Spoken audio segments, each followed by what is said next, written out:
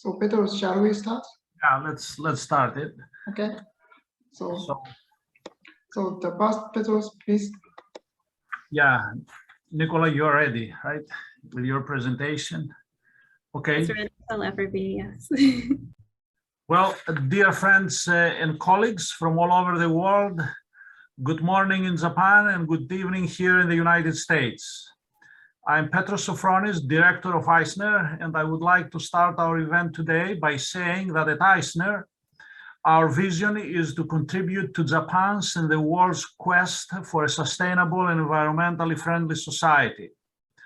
Working toward this vision, we carry out fundamental research to enable the development of low carbon, high efficiency, and low cost energy systems that will help Japan and the world on their way to carbon neutrality by the year 2050. Today's webinar is part of the I²CNER seminar series that was launched in 2010 upon the inception of I²CNER. Over a decade, this series has featured some of the best researchers from all over the world in the field of energy science and engineering, including influential figures from government agencies, industry, and the broader community of energy stakeholders. Today, we are pleased to have Professor Nicola Perry from the University of Illinois Urbana-Champaign to present her work and vision for energy conversion and storage. Without further ado, I would like to turn it over to my colleague, Professor Ishihara, and Associate Director of I²CNER, who will introduce our distinguished speaker and will administer the event. Professor Ishihara, the floor is yours. Okay. Thank you very much, Petros. My name is Tatsumi Ishihara from the I²CNER, and today I would like to share of the prestigious inviting talk from Nicola. And she originally belonged to the I²CNER as a postdoc, and she is now the assistant professor in Department of Material Science and Engineering at University of Illinois.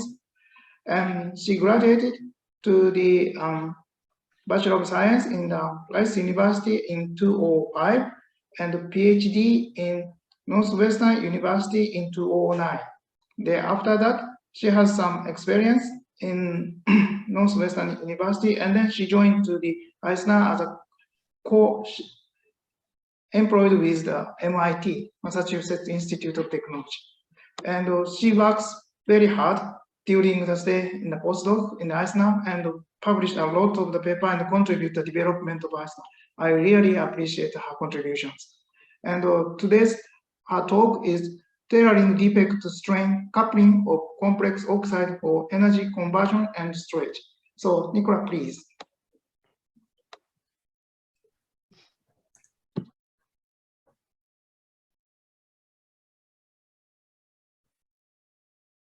Okay, are the slides visible?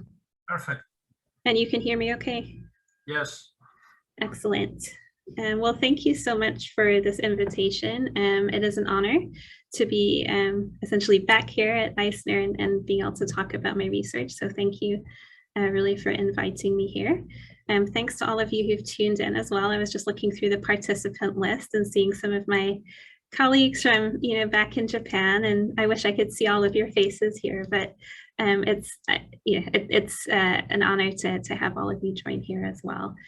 And hopefully in the not too distant future, we'll be able to get back together in person and in some format. So as mentioned, what I will be talking about today is tailoring the defect-strain coupling in complex oxides for energy conversion and storage. Let me first just give a bigger picture introduction of what my group is working on basically since I left I²CNER. So I came to Illinois in 2018, and I'm working in material science and engineering, and that's that picture in the center on the left. And I'm also working in the materials research lab, which is the picture on the top left. And my research group, which is now at the bottom left, is working on a few different topics. Some of them are very similar to what we were doing at I²CNER, and some of them are a little bit different.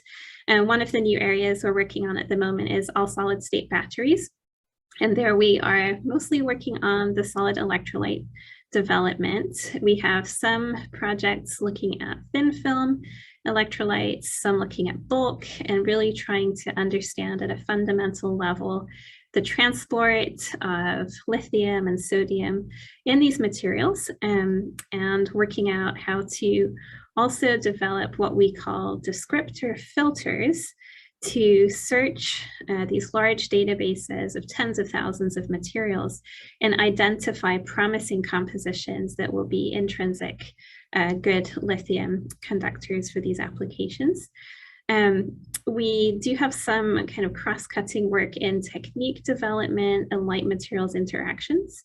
On the technique side, we are developing combinatorial methods, so thin film library approaches, and also high throughput in situ characterization methods. Some of these are optically based, and others involve actually monitoring transport behavior and other functional properties as we're synthesizing materials in situ. And many of those are being developed for air-sensitive materials, which is kind of a new area for us as we've now explored more into the battery space. But we do continue, of course, our work on the electrolysis and fuel cells. There we're mostly working on electrodes and electrocatalysts, really across all of the different temperature ranges. So we have some work on oxide electrocatalysts for acidic conditions, such as might be experienced in PEM devices. We have some work on triple conductors and proton conductors for the protonic ceramic electrolysis cells. And then, of course, kind of our comfort zone, working on electrode mixed conductors for the solid oxide electrolysis cells. So that's just a brief overview. I obviously won't be talking about a lot of that today. I'm going to be focusing in a bit more.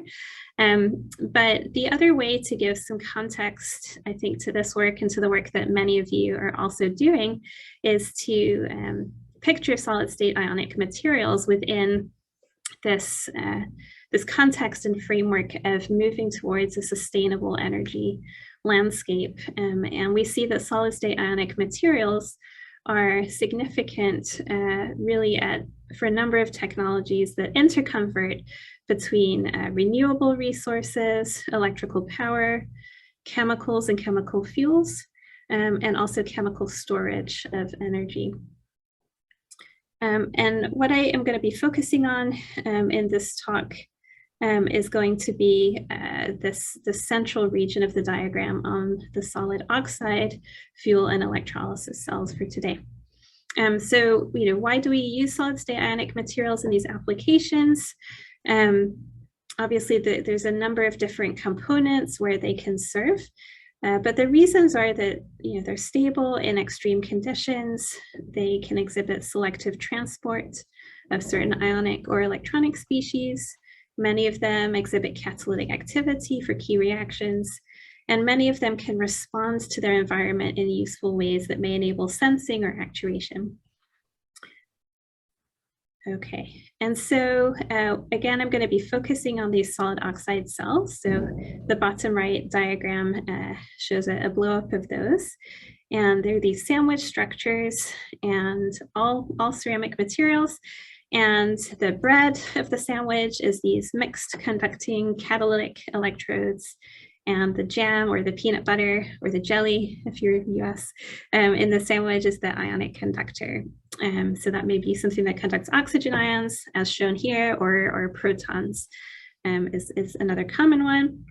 And so in this talk, I'm going to be focusing on a material structure called Perovskites that can be used in both the mixed conducting electrodes as well as the ionic conducting electrolyte for these systems.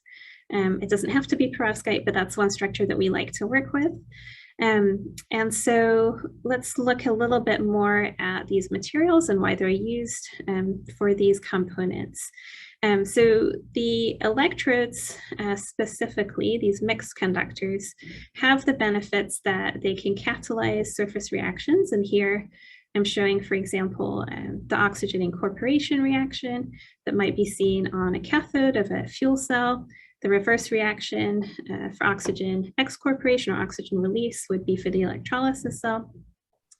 And so they can catalyze these reactions, and they can also selectively transport key ionic and electronic species. And so in the example here, we need to be able to transport oxygen from the surface, or oxygen vacancies to the surface, and electronic species, either electrons up or holes downward in this schematic here. So they have a number of multifunctional benefits that enable their performance. But of course, there's a number of challenges, and many of these arise from the extreme conditions in which the materials are used. So quite frequently, what we see both with the electrolyte materials and the electrodes is surface segregation of large cations. That's particularly problematic for the electrodes because that can block some of those surface reactions, and it hinders some of that catalytic activity. Another challenge that we tend to see is more of a bulk phenomenon, and that would be the chemical strains and stresses that can arise as these materials ultimately breathe and change their composition or their stoichiometry during processing or during operation. And so that can lead to other modes of degradation. So benefits and challenges of these materials, and what we will see is that these properties and these behaviors that are key to the performance of the device, whether it's the efficiency or the durability, these are controlled by the point defects in the materials. And so really one of the central goals, I think, of the field of solid state ionics is really trying to move towards defects by design in these materials. I've just mentioned, three key properties: the chemical expansivity. So this is the strains that accompany chemical changes. Second would be interfacial reaction kinetics, right? So that's like that oxygen incorporation or evolution reaction at the surface. And then, of course, the ionic and electronic transport. These properties are all, again, defect mediated. And so if we can understand how to design the defects and the crystal chemistry to optimize these properties, that's going to have really significant impacts for then the efficiency and the durability of the devices, as well as providing design principles for potentially new device concepts as well. And so a lot of my group's research, and I would say a lot of the field is aiming at really understanding these connections, the structure property connections, through the lens of the defect chemistry in the materials. Okay, so we're applying a number of advanced synthesis, in situ characterization approaches, often coupled with modeling of the defect behavior, and trying to understand, again, also coupled behaviors between different kinds of properties and defects to enable this vision to move forward. So before I get into the first part, I'll just mention what I want to talk about in this talk are really these three properties. I think, based on time, I'll probably just end up focusing on the first two here. So the first part will be devoted to looking at the chemical expansivity and how we might be able to understand that and then go about tailoring it. And then the second part of the talk will be focusing on what takes place at the interfaces and understanding how we can tailor those reaction kinetics for efficiency. Time permitting, I'll talk about transport, but most likely we won't get there today. Okay, so part one is looking at lowering something called coefficients of chemical expansion in oxides that breathe. And so here, this is, again, a property that's really central to durability of these devices. There's an expansion that can accompany chemical changes. And by and large, that is a property that we want to get a handle on tailoring so that we can move toward more durable devices. So the takeaway message that I want to show for this section is that modifying the charge distribution in the materials and the crystal symmetry enables us to tailor these coefficients of chemical expansion.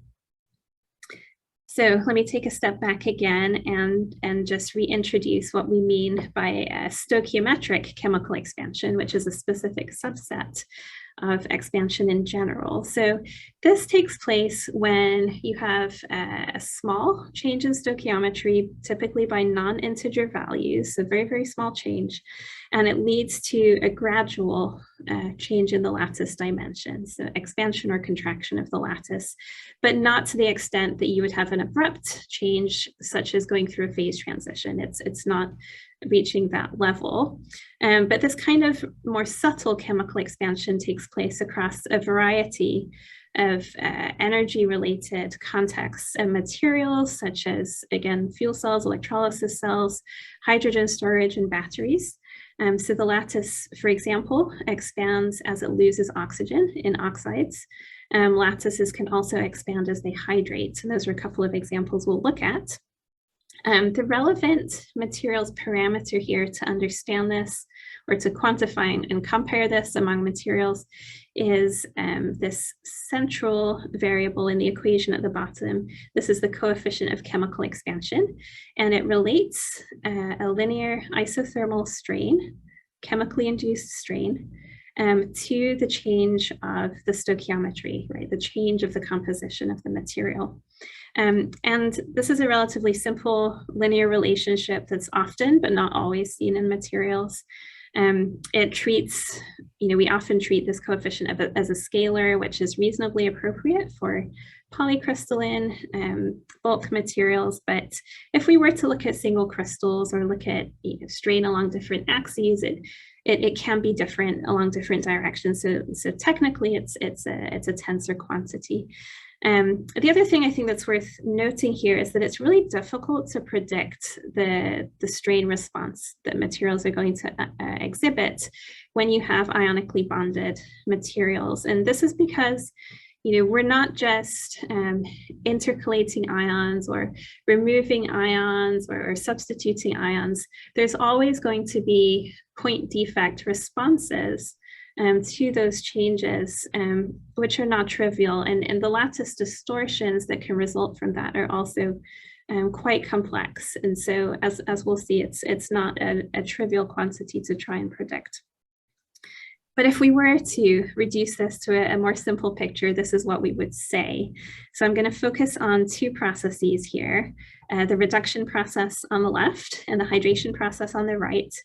And these are the most common processes that we would see for the high temperature solid oxide fuel or electrolysis cells, that's on the left, or the intermediate temperature protonic ceramic based cells, that's on the right. And actually for the latter, both processes may be active. So the process on the left is reduction. This is where we have an oxide and it's getting reduced and oxygen is leaving and going to the gas phase. When this happens, we create an oxygen vacancy. It's often going to be ionized at high temperatures. And so we also end up with electrons for charge compensation. And the oxygen goes to the gas phase. An important point here is what happens to those electrons. And so we'll discuss this a bit more as we go through the presentation, but the conventional understanding, at least, has been that those electrons are typically going to localize on multivalent cations that can change their valence state, and that would lead to an expansion. That leads to those cations to enlarge. We've got two of those electrons, so maybe two cations are doing that. And that expansion tends to outweigh whatever contraction we would get by replacing an oxide ion with a vacancy. Okay, so that's one case of expansion, and the chemical strain is then proportional to the change in oxygen stoichiometry. In the hydration process on the right, I think that understanding is probably evolving a little bit more. It's at early days, but at least the early computational simulations have suggested the following process. So as water splits and enters the lattice, we have an OH group filling an oxygen vacancy, and then the additional proton bonding to an oxide ion. So we have two of these OH groups. And the process of filling the vacancy with the OH tends to lead to a relatively large expansion, and that outweighs the slight contraction of replacing an oxide ion with an OH group as that proton becomes attached. So again, it's a net expansion overall for the process. And now we could say that the chemical strain may be proportional to the change in proton concentration in the material as it hydrates. And so, as I've mentioned, from the perspective of device durability, where we've got brittle ceramics in constrained multi-layer configurations, if these materials are changing their stoichiometry, which they do, and if they have large coefficients of chemical expansion, then this is a recipe for some problems. We can develop very large chemical stresses, and that can lead to cracks and delamination in the devices. And so the driver here for much of the field is to try to lower the chemical stresses and to lower these coefficients. But particularly when we move to relatively complex structures like perovskites and other related structures, there haven't been a large number of design principles that would guide us in terms of how to design a material from the outset that's going to exhibit a low strain. So part of our work has been trying to explore that for the perovskite class of materials. So what I want to show is two recent case studies from our group on perovskites that breathe. We're going to do one case study on the reduction-induced expansion, and then one study on the hydration-induced expansion. So the first one is, again, this reduction or redox process. And we've happened to discover some compositions. They're praseodymium oxide-based compositions that actually exhibit almost zero strains, very, very close to zero strains and very low coefficients of chemical expansion. I want to acknowledge a couple of the students who worked on this, Lawrence and Adrian, and my collaborator, Professor Elif Ertekin, who did some of the DFT modeling that I'll show. And so the message for this first case study is that locating the redox process on the anions instead of on the cations can help to promote really low coefficients of chemical expansion. Now, it's difficult to sometimes separate the origins of behavior. And so I think what we're seeing right now is, redox on anions gives very low strains. In these materials, we think some of that is going on, but also low symmetry and some hybridization effects may be contributing too. So let me go through this story because it's a case study in me being wrong, a case study in disproving my initial hypothesis. So we got interested in these praseodymium oxide materials for a different reason initially. And this was, I had this idea that if we could change the site in the perovskite that the so-called multivalent cation would be on, that this would have really big consequences for the chemical strains. And this was born out of early work that I did with Sean Bishop and Dario Marichelli back when I was at I²CNER. And we came up with this empirical model that related the lattice parameter of perovskites to the ionic radii, so the A site cation, the B site cation, and the anion, which in this case is oxygen or an oxygen vacancy. And according to this model, if your electrons are localizing on your cation and changing its radius, if you have a change in radius of your B site cation, according to this large coefficient in front of that term, this 1.4 coefficient, that should lead to a big change in the lattice parameter. But if our multivalent cation is on the A site of the perovskite, then the change in lattice parameter should be significantly smaller. And so our idea was we're going to take praseodymium, which can be in the 3+ or 4+ state typically, and we're going to find a composition where we can put that on the A site, and we're going to find a composition where we can put that on the B site, and we're going to make them and test the coefficients of chemical expansion and see if this prediction is borne out. And just to show you, if we apply this model and predict what the chemical expansion should be for those two cases, if praseodymium is on the B site, as in barium praseodymium oxide, we should have a large coefficient, that's the slope in these plots of chemical strain versus non-stoichiometry.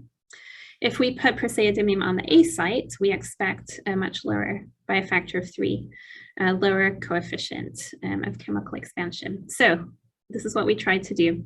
So we made acceptor doped compositions so that they would be mixed conductors. One of these at least is a triple conductor, also of protons.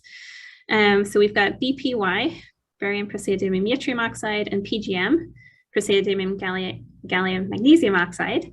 Again, with praseodymium on the B site or the A site. And so we made these by a modified Pacini process, get nice dense microstructures with large grains, get good phase purity. We start looking at the strains. So first, a simple test was to just heat the materials up in oxygen and look at the total thermochemical strain. So we did that for the two compositions, looked at the slopes here to get our coefficients of, it's not a pure coefficient of thermal expansion because the stoichiometry can be changing. So we call it a coefficient of thermochemical expansion. But what we found just from this initial study was that these coefficients are actually quite low among perovskites, especially PGM. These are pretty unusual. Okay, these coefficients are usually quite a bit higher. So that was intriguing. But of course, what we really care about here is just isolating the chemical strain and not including the thermal strain. So we wanted to do some isothermal measurements. So the way we do this is we make a bar. Sorry, this one on the left is the stoichiometry changes. So sometimes it's a bar, sometimes it's a powder. We put them in the TGA. We do thermogravimetric analysis. So we look at the mass changes and over different conditions, different isotherms, different oxygen partial pressures. And those mass changes tell us how much the stoichiometry is changing under each condition. And then under identical conditions, we take our bar, we put it in a dilatometer. Again, we're going to step the oxygen partial pressure through a number of different values, look at the strain response. For all of these, we do it forward and reverse, check reversibility. And so we get the isothermal chemical strains that correspond to the stoichiometry changes that we measure. And so then we want to combine those together. We plot the chemical strain on the y-axis versus the stoichiometry change on the x-axis. And again, the slopes on these kinds of plot give us our coefficient that we care about. We did it as 3 different isotherms for each composition. And what we found was really surprising that these slopes are almost negligible compared to the thermal expansion. And the values that we get for these coefficients of chemical expansion are anomalously low.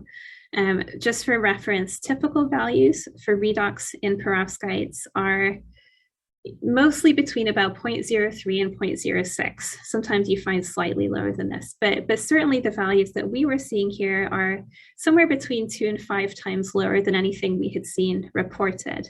So initially I thought we had made a mistake. Our dilatometer, the new one that we had set up, maybe it's not working correctly, but we tested it. We ran it on some standard samples and it seemed to be working fine. But just to make sure, we took our samples into our X-ray diffraction instrument here and again ran the measurements of strain under these identical conditions to what we had done before. We picked the end member oxygen, end values of the oxygen partial pressures and then those same isotherms and looked at the chemical strains that we would get from X-ray diffraction. And we did find overall very good agreement. I'm just circling those to make it a bit clearer in the plot on the left. Very good agreement to what we had measured by dilatometry. Sometimes they were slightly lower by XRD.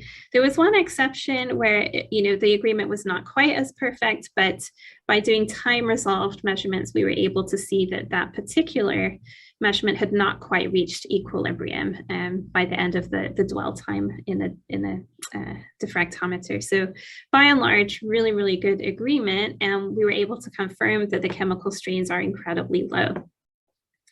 So here's a plot really that just, I think, drives that message home. This is now, again, a plot of the chemical strain on the y-axis versus the change in oxygen content on the x-axis. The slopes are the coefficients. And this big yellow wedge is the reported range that we could find in scouring the literature where quantitative values have been reported. And then at the bottom here is our new values for the praseodymium oxide perovskites. So they're really, anomalously low, much lower, almost 0 strains. the interesting comparison here is to go back to what our model predicted, the empirical model. So I can superimpose that on the plot. Here's what we have for PGM. Here's what we have for BPY. Okay, they're way off from what we actually measured. And so does this mean that the model is wrong? What's going on here? Has the model failed? So we can ask, well, what assumptions are inherent and built into that empirical model? One of the assumptions is that we're dealing with pseudo-cubic systems. Another assumption is that these are fully ionic systems with fully localized charge, well-defined valence states for all of our ions.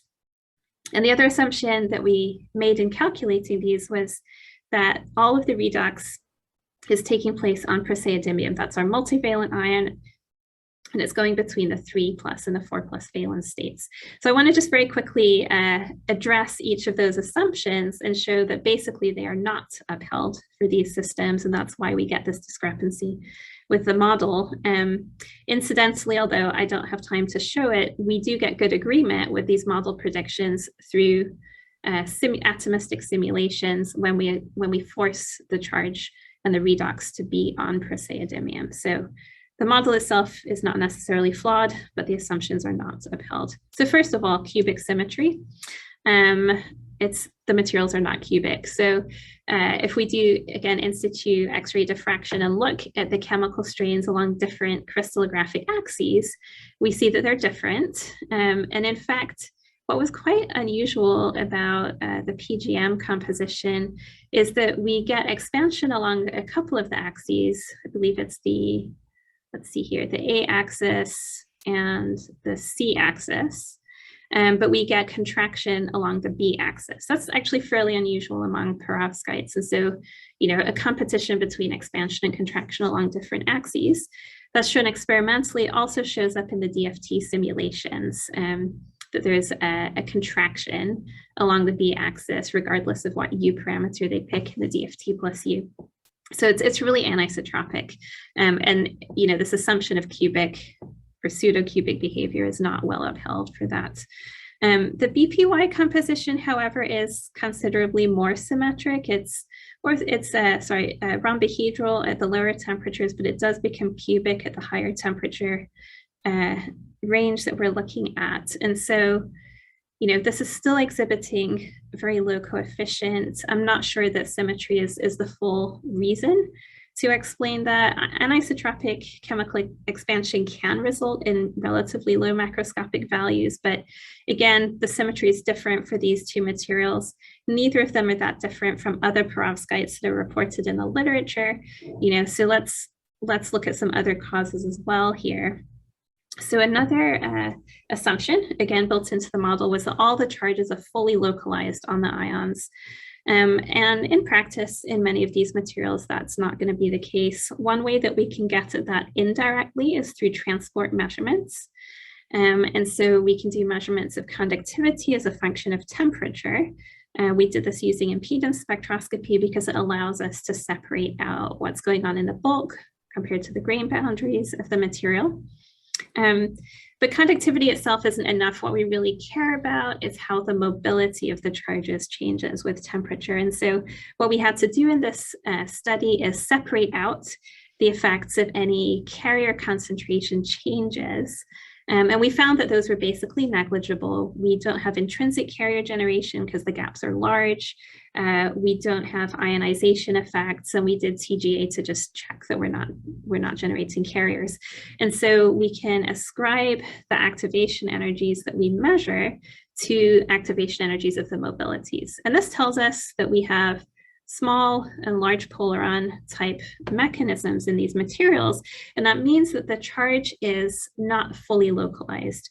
Okay, there's some degree of delocalization. These activation energies are pretty low. Okay, so that, that's another assumption of the model that's not upheld.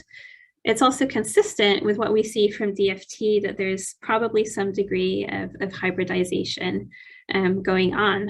But the more interesting point that came out of the DFT simulations was what happens when the redox or the multivalency is located on the anions instead of on the cations. Okay, so one thing that the DFT simulations can do is change the Hubbard U parameter. And that changes essentially whether the Fermi level in redox is in the praseodymium states or in the oxygen states or in some combination, an intermediate case. And what the simulations show is that if the redox is on praseodymium, we get coefficients of chemical expansion that are very reasonable, comparable to our empirical model, but quite high. And if the redox is taking place on oxygen instead, the coefficients are very low.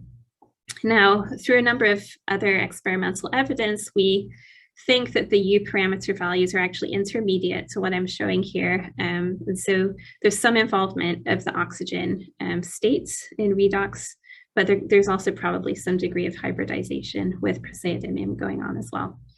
And so, yeah, so we think that that is playing a really big role in giving us the low coefficients of chemical expansion. So let me just summarize the guidelines from this first case study and say that, you know, low symmetry, hybridization, redox on the anions seem to be really, really helpful in giving us these low coefficients. The broader context of use has to be considered. You know, these kinds of changes are also going to impact the electronic transport, the ionic transport, and the surface catalytic activity. So we have to keep those in mind as we're trying to tweak just one property, which is the coefficient of chemical expansion. Our second case study here is looking at a way that we can achieve very low strains in the context of hydration instead of redox. And here we're looking at cerium oxide perovskites being a bit more beneficial from that perspective. Want to again acknowledge a lot of people who helped out in this work. So students, Ting and Lawrence, collaborators, Yuhang and Kwati, who I believe is on the call and made some of our samples, Hiroshige, and then the Alaru group for some of the simulations. And the message here is that low perovskite tolerance factors correlate to dramatically lower hydration CCEs. And there's a couple of reasons we expect symmetry to play a role. One is at the crystal chemistry level. So here we think that the way that the chemical stresses are accommodated will be different in materials with differing symmetries. Specifically, if we have a low symmetry material, we expect anisotropic expansion in which some bonds are lengthening and some shortening. And so the net effect on the lattice parameter can be less. But we also expect microstructural effects as well. And this is where when grains are expanding anisotropically in different directions in neighboring grains, they can constrain each other. And then in a linear macroscopic strain, that's going to be averaged. And so that can lead to lower values as well. And so we wanted to look at whether these mechanisms take place. And our model system here are the prototypical proton conducting perovskites, the barium zirconates and barium ceriates with yttrium as an acceptor. And the yttrium doped barium zirconate is basically a cubic structure. And one measure of how symmetric the structure is the tolerance factor. It's just based on the ratio of these ionic sizes. And so if the tolerance factor value is close to 1, the perovskite is basically cubic or should be somewhere around there. But if we tweak the ratio of those sizes, for example, substituting a larger B site cation, so putting cerium in place of zirconium, we end up with a tolerance factor below 1 and a distorted structure. And so this family gives us a nice range to play with in terms of tolerance factor values. In fact, these are shown here, so we can decrease it quite significantly by substituting cerium for the zirconium, and correspondingly the structures that we see by diffraction reflect that decrease in symmetry as we go across the solid solution. And so what's the impact on those coefficients of chemical expansion? Well, to do this, we had to measure the change in proton concentrations and then the chemical strains that correspond to those at different isotherms. And we combine those to get the coefficients. So I'm plotting here coefficients as a function of the tolerance factor. And what we see is basically about a 5-fold reduction in the coefficient as we distort the structure increasingly by substituting in cerium for zirconium. So at least our hypothesis was borne out in a macroscopic sense that there is this relationship, at least it's a correlation. We wanted to look a bit closer at what was going on. So again, we did the in situ X-ray diffraction in different humidities and at different isotherms and looked at the chemical strains over the same temperature range as what we had measured before. And so what we do see, and these are now plots of isothermal chemical strain at different temperatures, what we see is that those chemical strains are quite anisotropic again. This is for the barium cerate end member, which is the least symmetric structure. So it's different along different axes. We can also do at least a preliminary comparison of powder versus a bulk bar in terms of the chemical strains. And if microstructural constraining is taking place, we would expect the strain of the bulk ceramic to be less than the powder, which can more freely expand in principle. And we do seem to see some preliminary evidence of this. The error bars look quite large on the dilatometry data because this is actually over a series of replicates, different samples with different microstructures. But the error bars on the X-ray diffraction strains are smaller than the data points. And so we do seem to see some hints that the powders can expand a bit more and a bit more freely. So we do think that microstructural role is there. But how about the crystal chemistry then? So one way to get at that is through the density functional theory simulations, because those are independent of microstructure. They're just really looking at single crystals. And the interesting things that we see here are that the way that the protons are incorporated into the structures are different. Some of this is a consequence of the different bonding strengths of cerium oxygen versus oxygen zirconium. But I'm going to zip through this because I'm conscious of the time.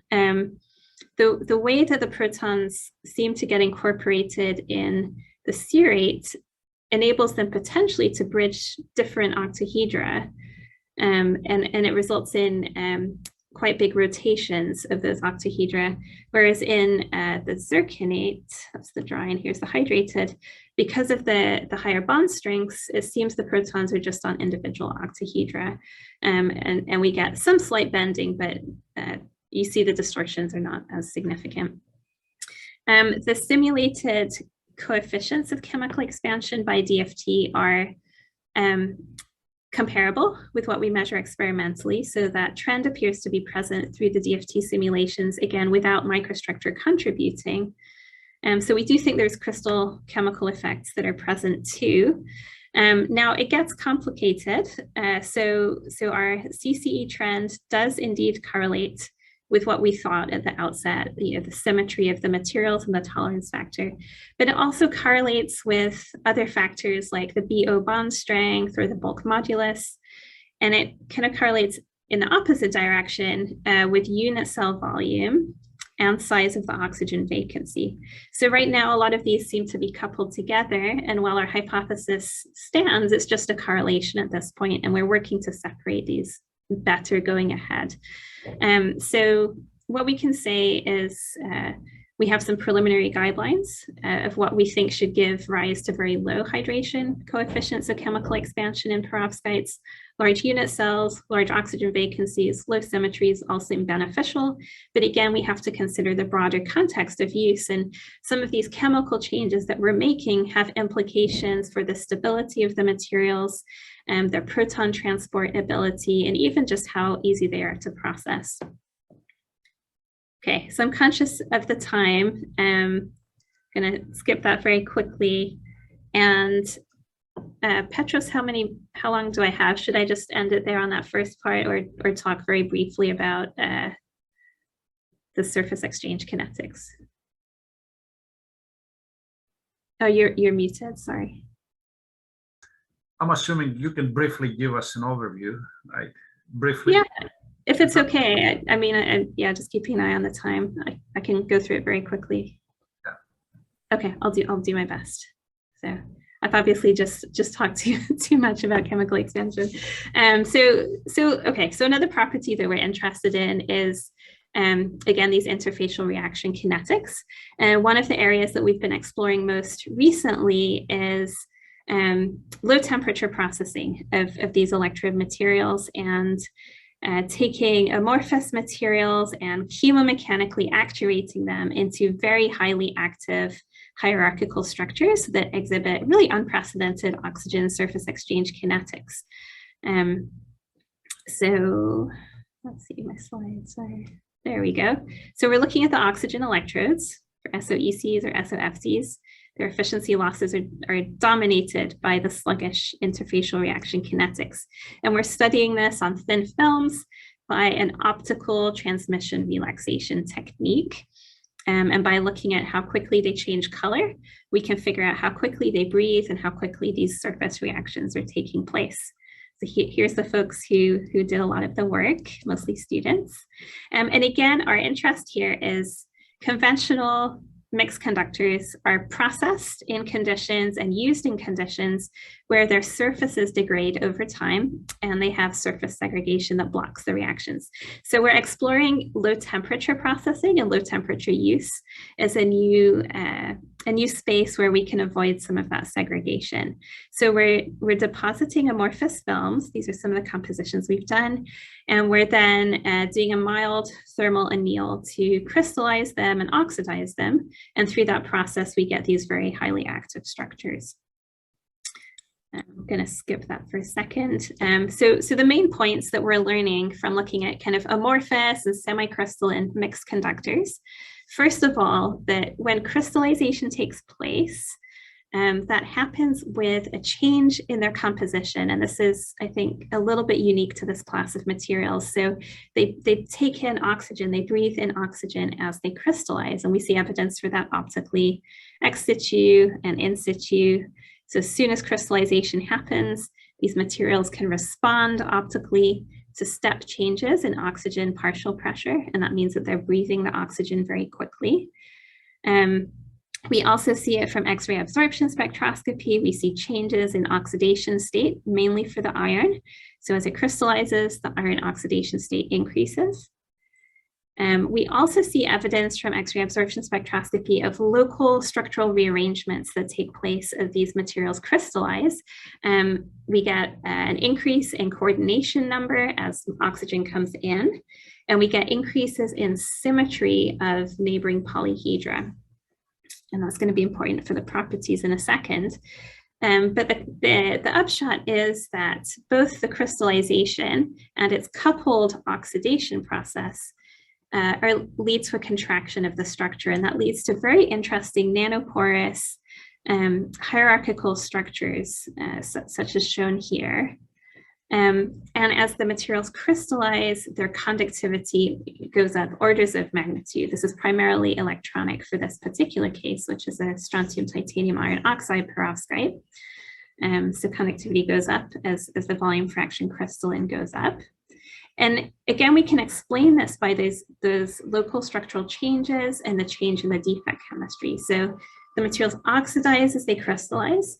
That gives rise to extra electronic carriers, namely holes, okay? And then the increasing alignment of neighboring polyhedra enables those holes to have a much higher mobility. So as they crystallize, we get more carriers, carrier mobility goes up and the conductivity goes up. And so when we do our studies of actually the surface reaction kinetics, what we see is the onset of crystallization is where they can start responding optically, they start breathing, and the conductivity becomes measurable. And we see electrical relaxations that match the optical relaxations. And we have the onset of rapid oxygen exchange as they crystallize. And what we find is that these low temperature processed mixed conductors have typically orders of magnitude higher, faster oxygen exchange coefficients and oxygen exchange kinetics compared to the typical high temperature processed materials. And some of those differences are related to the surface chemistry. Again, we can preserve the pristine surfaces, And some of the difference between the amorphous and the crystallized materials has to do with defect chemical changes and transport changes. So just to summarize this part quickly, crystallization of these mixed conducting perovskites like STF and others we've looked at is coupled to a very important stoichiometry change, and that drives both the microstructure evolution and the property evolution and results in very highly active electrodes for low temperature applications. Okay, so I'm going to skip all of this transport stuff, just go to my acknowledgement slide really quickly. Here we go. So again, just want to thank the students, current and past, who've helped out with the work. The collaborators, those are all listed here, and the various funding sources. And thank you all for taking time out to listen to this. Happy to take any questions. Thank you, Nicola. Very interesting talk. And shall we start with the question and comment from the audience? Please raise your hand. Raise your hand, the mark. Okay. So Ryan, please. Hi, Nicola. Thank you so much for the wonderful talk. I asked all of my students to attend, so I hope they saw this. This was perfectly relevant for what we're doing, and I really appreciate it. I had a question about the chemical strain engineering for the proton conducting ceramics. I thought that was very interesting, the theory that you laid out, and I'm also interested thinking about yttrium versus ytterbium as the acceptor dopant, and have you kind of applied the same model and thinking about now the strain engineering as you trade off different acceptor dopant options?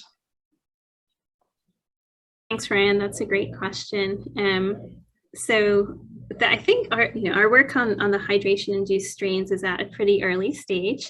The compositions that I showed here are all that we have looked at experimentally in depth. We have others ongoing to try and decouple some of those factors I talked about.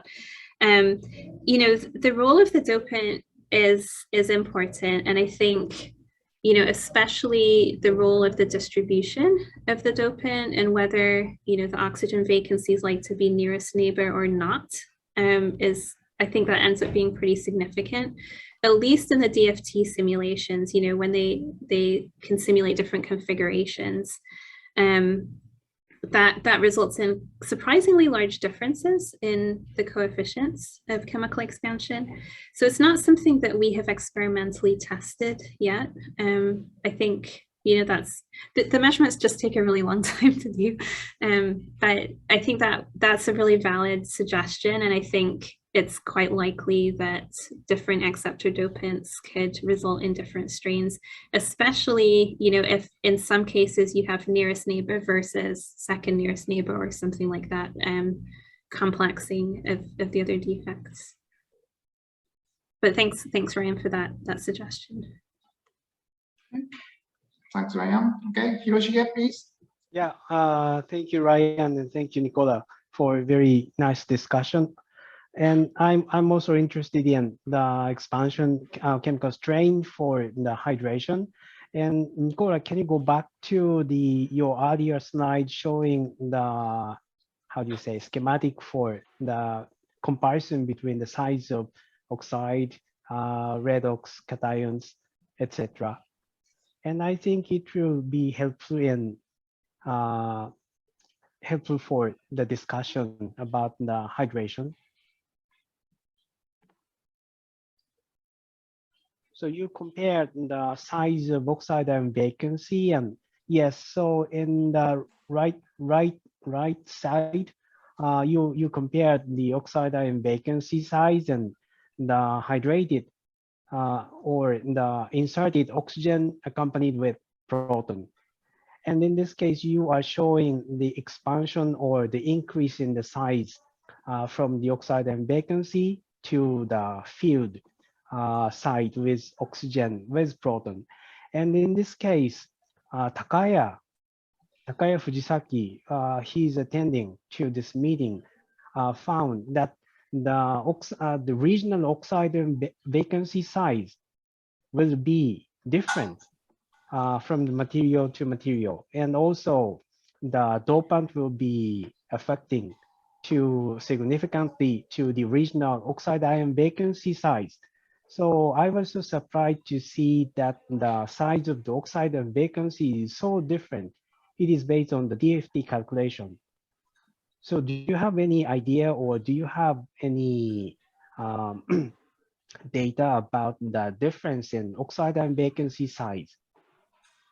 Yep, it's a really important point. So yeah, we also found that in these systems, the size of the oxygen vacancy varies a lot. So the larger the oxygen vacancy is, the smaller those coefficients tend to be. Exactly. Yeah. So in this particular solid solution, the C8 end member has a much bigger oxygen vacancy than in the zirconate, at least just according to the DFT. I think, just looking at the Voronoi volumes, the vacancy was basically the same size as the oxide ion for the C8 almost. And so, yeah, so in this particular case, when you're doing hydration, you want a large oxygen vacancy. In the case where you're doing redox, you want the opposite, you want a small oxygen vacancy. Now, we've done a little bit of work, just on the available data to try and understand how to rationally tailor the size of the oxygen vacancy, right? Because that would be the next step to say, okay, this is a really important factor. How do we control that? So far, we haven't found good correlations. And I think it's partly just an issue of limited data. The more compositions we have information for, then that will help. Yeah, but if we could figure out how to rationally tailor that. Right. Exactly. Experimentally, we have no way to determine the size of oxide and vacancy. So maybe DFT will help us.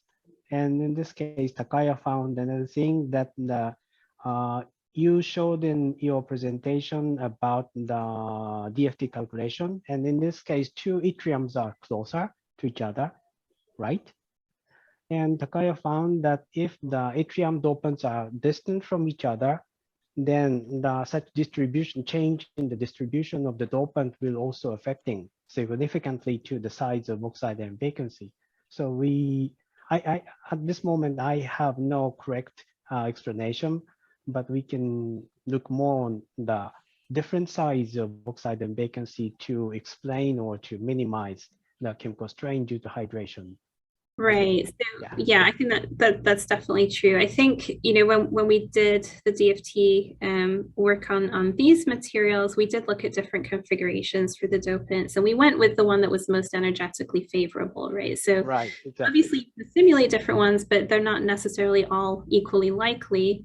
So I showed the closest neighbor here because that was lower energetically, but yeah, if they're far spaced apart or arranged differently, it has big consequences for the coefficient and for the potentially the size of the vacancy as well.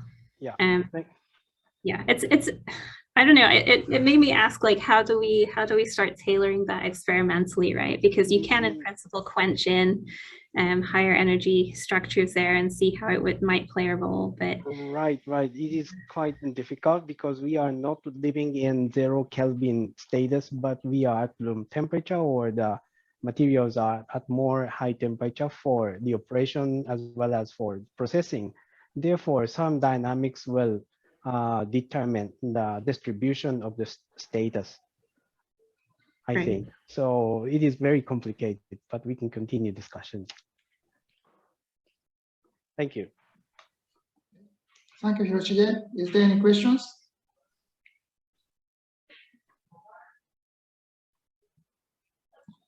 Nicola, may I ask you one thing? In your second topics, you showed that some film for oxygen exchange, oxygen dissociations, and then you showed that the crystallinity is quite important for oxygen dissociations.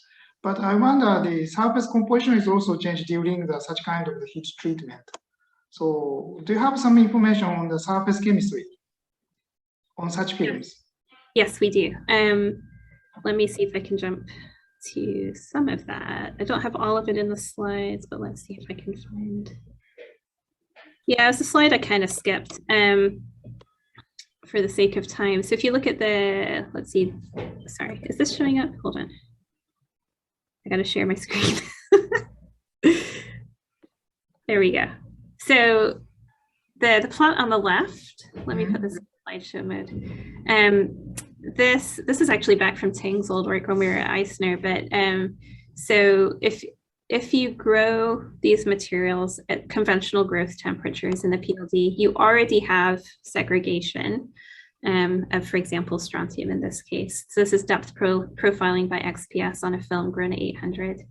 If we make a film at room temperature, that's shown in red, this is now angle resolved XPS. The segregation is much less for the room temperature films. Ting has done a bunch of studies that maybe we'll get around to publishing at some point of XPS on the films grown at room temperature and then post-annealed under different conditions. And the surface chemistry is pretty different, yeah, to the high temperature grown films. So we don't really see evidence of the segregation. So I think that's one of the reasons that these films are so good, is if you can stay in that low temperature regime for processing and use, whether it's kinetics or thermodynamics, I'm not sure, but we don't get the same degree of the segregation. There was one, yeah, this slide as well actually may be illustrative. So we've done some high resolution spectroscopy with the stem of the films, like as they're crystallizing, and we don't see any evidence for segregation. I mean, it's not saying it's not there, maybe we just don't detect it, but you know, the fluctuations we get in the elemental concentrations are just related to thickness or the amount of material there, as we see from the HADF signal. So we don't see any evidence either by XPS, you know, or through these high resolution mapping for any kind of strontium segregation or cation redistribution in the low temperature films. Okay, thank you very much. So my feeling is that when the surface is enriched with strontium, not to the iron or titaniums, surface more active for oxygen dissociations. Right. Do you agree with me? So yeah, I think the general correlation that everyone sees is that more strontium makes these bad for surface reaction. And so avoiding that was our whole kind of idea with let's go to low temperatures and see what we can get. You know, how do we make these without the strontium really overwhelmed? Okay, so Ryan, I think you have some questions, and Ryan, give us a question from the chat. Did you look at the dielectric constants as another correlative factor for CCE? We haven't. Interesting question. So as we go away from the cubic symmetry, we may get into some more like ferroelectric kinds of compositions with big dielectric constants. Is that kind of the thought process here? Actually, Ryan, I'm quite curious to hear why you're interested in that. I haven't looked at it. That's one possibility. I was also thinking about the kind of Coulombic screening and how that affects the size of the oxygen vacancy. And so maybe that's a quick and easy way to kind of get at that. Yeah, that could be great. So yeah, I'm going to have to look into that. We just need more data, right, to be able to make all of these correlations. But yeah, great idea. Thank you. Okay. Thank you, Ryan. Is there any questions from audience? Please raise your hand.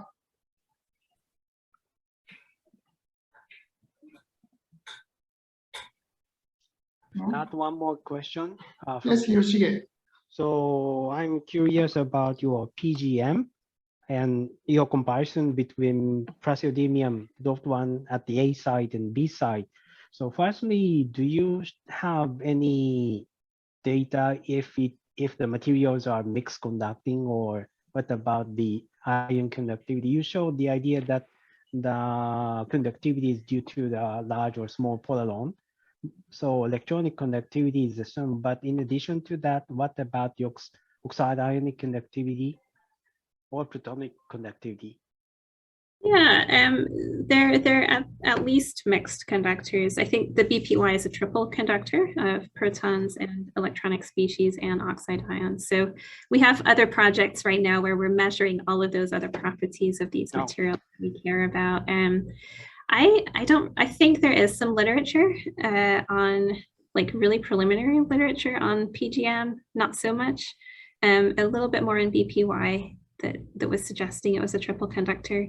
So we are investigating these right now as candidate electrode materials for those intermediate temperature protonic based cells, the anodes for the electrolyzers. And some of the compositions seem like surprisingly good. We kind of stumbled upon them for the wrong reasons, and then we're expanding out from those into related compositions that are probably going to be better than these initial ones. So I think they're interesting materials. Yeah. And also we could find some examples of the choice of praseodymium at the A site. So PBCO is an example. So I think it is very interesting topic, I think. Yeah, I think it's super interesting because barium has some issues. Right. If we can partially replace that, and I think a lot of the field is kind of going in that direction now, that whether it's praseodymium or neodymium or something from the lanthanide family, then these may work a little bit better. I agree. Thank you. Okay. Is there any questions from audience? No? Nicola, may I ask you the simple questions? You study on the barium praseodymiums, perovskite, but praseodymium usually quite large for the B side. Therefore, I just wonder how stable of this phase and how much of the relative density of the sample you obtained. Since the praseodymium quite easy to become porous. Yeah, we didn't run into those problems. It's like one of the only materials we haven't had problems making in our lab recently. It seems to be remarkably stable. We sintered it at high temperatures. We have very high density. If you give me a moment, I can probably find the microstructures that we had. Let's see. Okay, share my screen. So hopefully this is visible. The top microstructure here is the BPY and the bottom is the PGM. So there's a little bit of contamination on the PGM, but really remarkably dense, phase pure. And so praseodymium does seem to be happy to go on either the A or the B site, right? It's just a matter of choosing your other cations to make that happen. If you want it on the A site, you need small B site cations. Typically. In this composition, the all praseodymium will be located at the B site, not the mix in the A site with bariums.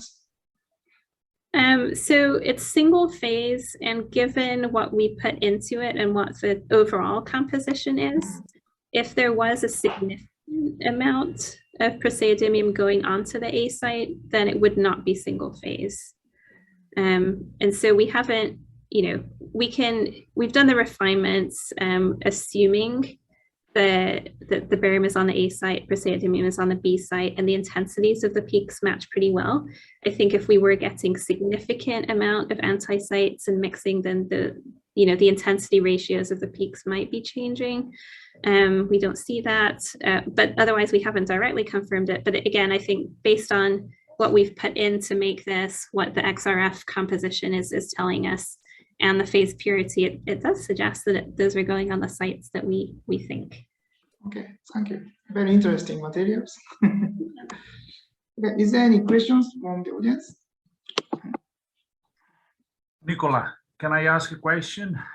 It'll be the simplest question, of course, right? When you measure the chemical expansion, do you account for the local inhomogeneity of the concentration of the defects? For instance, lately we see like the work that Dino is doing, right? We see that the grain boundaries are important, let's say, for the conductivity. I mean, vacancies are concentrating on the grain boundaries and so on and so forth. Does although you measure, I mean, in a homogeneous way, perhaps a small chemical expansion, what about if we go and close the grain boundaries, we may get large chemical expansion or other defects. Lately, we talk about dislocations. What happens in these in these places and whether there the chemical expansion is important? Yeah, those are great questions, Petros. So right now, at least in the studies that I've showed here, we're intentionally making the microstructure to have large grains so that our grain boundary volume fraction is minuscule. So whatever response the grain boundaries have is not contributing significantly to what we're measuring macroscopically. That said, we do kind of expect a different response in systems that have, for example, predominant space charge effects at the grain boundaries or surfaces. So it's not published, but did a bunch of studies with Harry Tuller actually on nanopowders and found pretty different coefficients of chemical expansion compared to bulk materials of the same composition. And so when you make interface dominated structures, you can expect a different response. I don't know if that would hold across every composition because space charge widths vary a lot and grain boundary chemistry varies a lot, but yeah, you can get a different response. And if those dominate the microstructure, then you'll see at a macroscopic level different chemical strain responses and different stoichiometry values on average. Thank you. Thank you. Great. The more complicated it is, the better, right? So we can delve into that. Yeah, definitely. Thank you. Petros, is there any questions from audience?